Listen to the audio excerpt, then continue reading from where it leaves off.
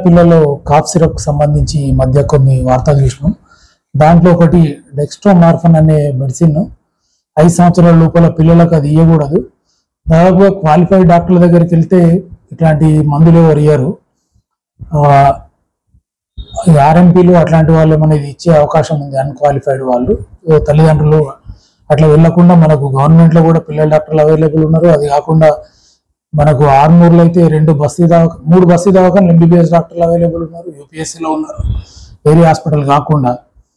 So మనం qualified doctor దగ్గరికే వెళ్ళి ఏ సమస్య ఉన్నా మందులు తీసుకోవాలి.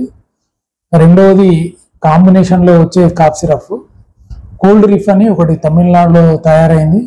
అది మధ్యప్రదేశ్, రాజస్థాన్లలో అది తీసుకున్న పిల్లలు కొంతమంది చనిపోవడం జరిగింది.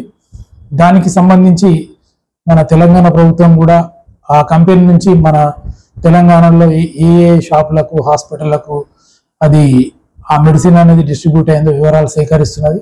డ్రగ్ ఇన్స్పెక్టర్లకు దానికి సంబంధించి ఆదేశాలు ఉన్నాయి.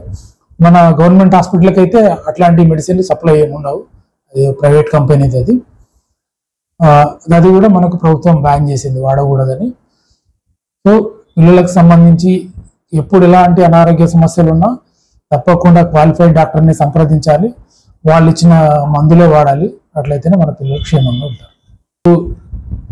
ప్రభుత్వ ఆసుపత్రుల్లో ఆర్మూర్ డివిజన్కి సంబంధించి అన్ని పిఎస్సీలలో మరియు సిఎస్సీలలో అన్ని రకాల పిల్లలకు సంబంధించిన మందులు కూడా మనకు అందుబాటులో ఉన్నాయి. అందుకని ప్రభుత్వ ఆసుపత్రులను సంప్రదించి అక్కడ ఉన్న మెడిసిన్ తీసుకోవాలి.